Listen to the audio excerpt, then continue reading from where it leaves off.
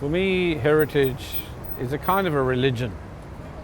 It's involved with my particular interest in culture and architecture. So it's a combination of architecture per se and all of its cultural meanings. And my particular interest in architecture is in the historic dimension, because I think without an understanding of the history of architecture, we don't really understand what we're doing today. That's a lovely view, straight up there. You've got the sweep of this, the geometry of that, and the tower there. That to me is architecture. Beautiful.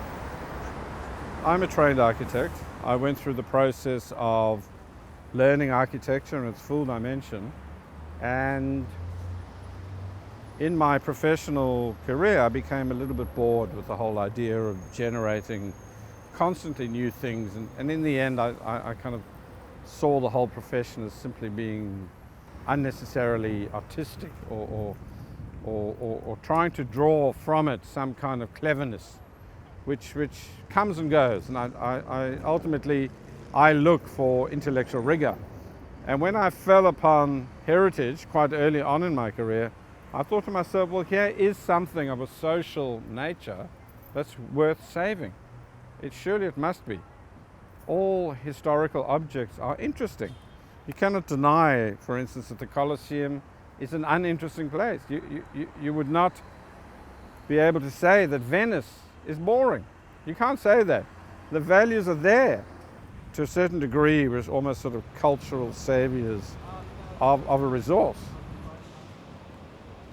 I wake up in the morning thinking of heritage, I go to sleep, and the next morning I wake up and think about heritage. I probably dream about it as well. Heritage is all about history. It's about preserving the past. It's about communicating the values of heritage to present generations and future generations, because it tells us stories. It's a bit of a narrative about the past.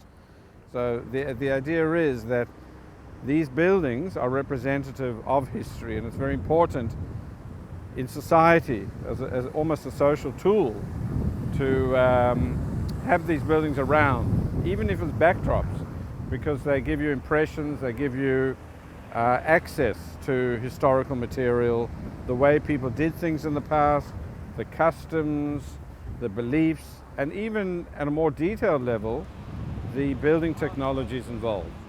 The beauty about heritage is that you can adapt. It's called adaptive reuse.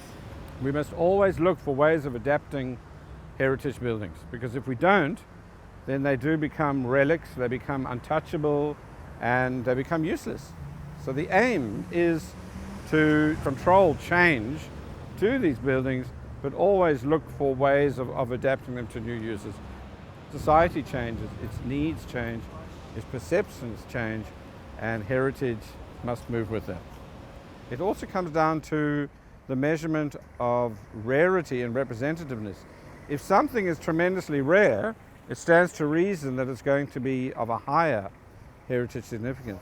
It might appear to be very subjective, but we do have systems of objectifying that whole process, because we're dealing with rare cultural material, which I believe is worthy of saving. If this building were knocked down and destroyed, I think we'd lose an unbelievable amount. We'd lose not only the building, but we'd lose all of the history that's tied up with this place.